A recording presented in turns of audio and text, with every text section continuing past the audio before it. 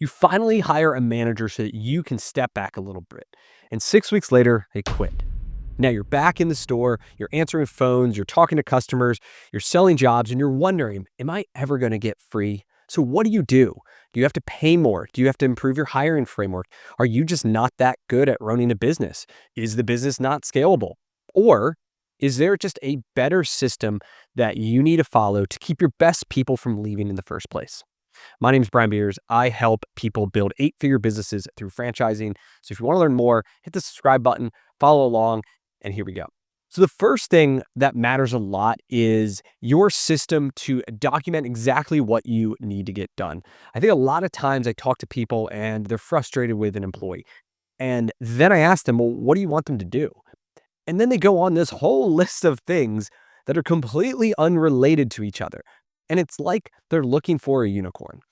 And different skill sets, they want them to sell a ton of stuff, and they wanted them to drive operations, and then they wanted to do all this admin work, and then they want to cold call, and then reach out to warm leads. And like, there's tons and tons of stuff. And sometimes I think people, A, are just being a little ridiculous. So what you need to do is get very clear on the specific role that you're looking to do and what are the expectations, what does success look like.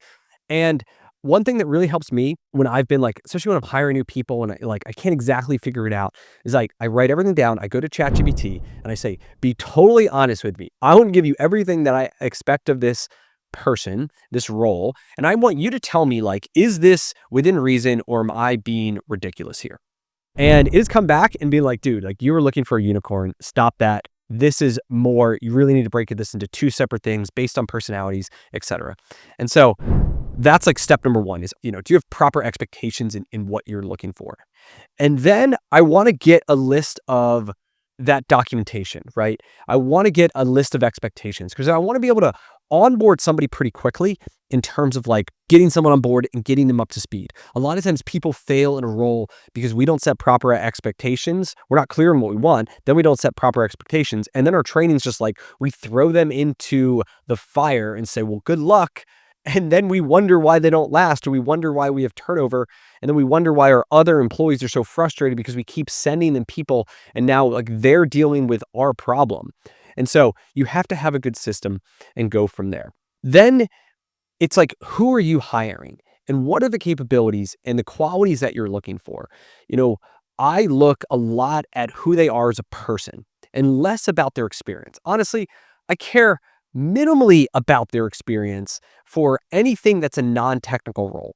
Obviously, a mechanic needs to have experience fixing their cars, but like for sales or project management or, even admin work, like anything, I really care about who they are as a person. And how I do this is a couple different ways. Number one is we use a tool called Predictive Index in our company.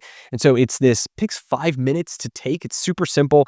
It's just like ask them two different questions and there's a bunch of word bubbles and they like check the bubbles that, they align with the best.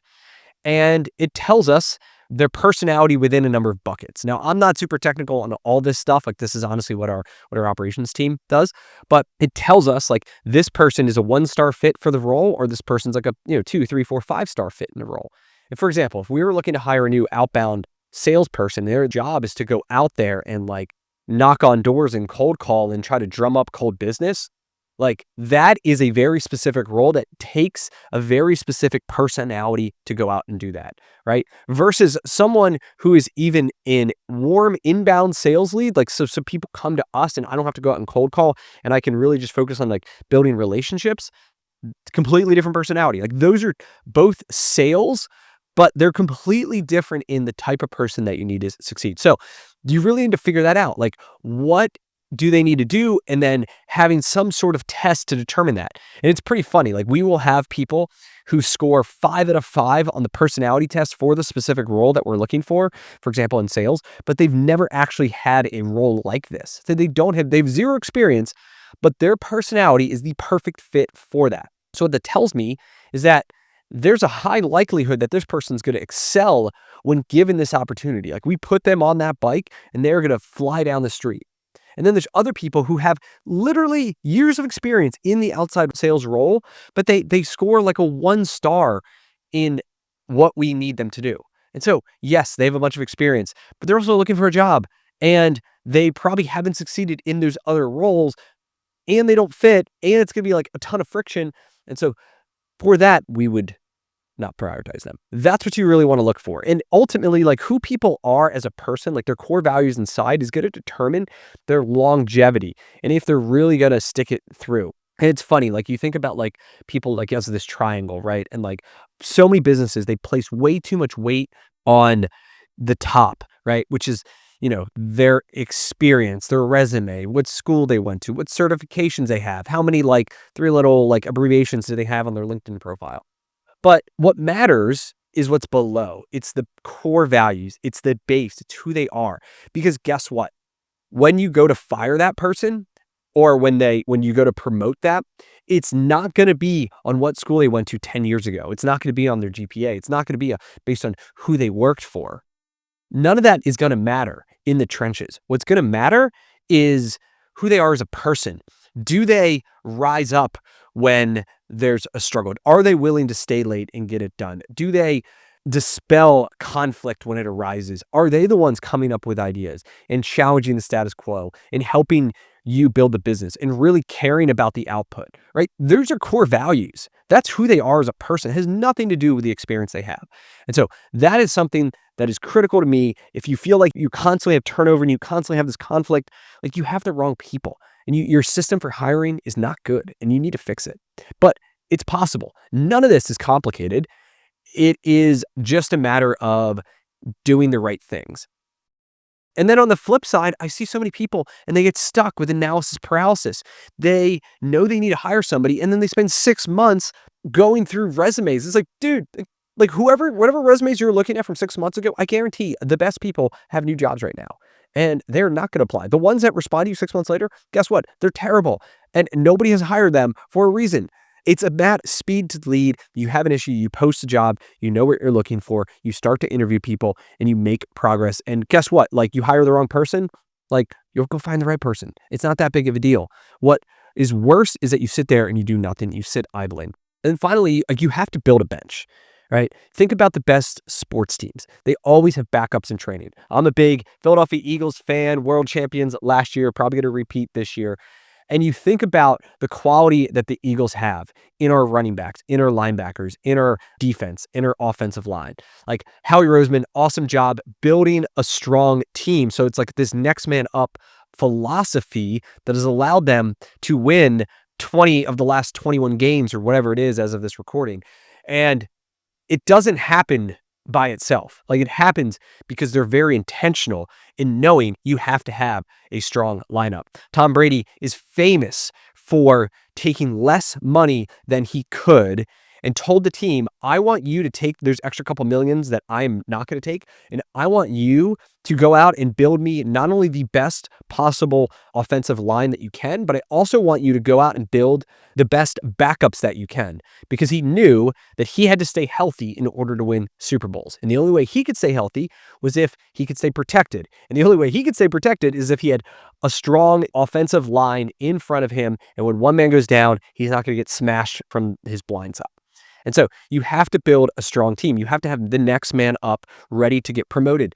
It's the same in our business. Like we are always looking to promote from within, whether that goes from a mechanic to an assistant manager, to a manager, to a DM, to a managing partner, right? Or to maybe even an operating partner in a whole other business. Like that is the journey that I want people to go on, because I can sell that journey too, because it's totally legit. Like you start in our organization, and it doesn't matter what level, from an entry-level person to a store manager or more. And you have an opportunity for growth. If you can make me money, you are a great team player, I'm happy to be around you. If you are that type of person, like you will thrive in our organization because you can able to grow.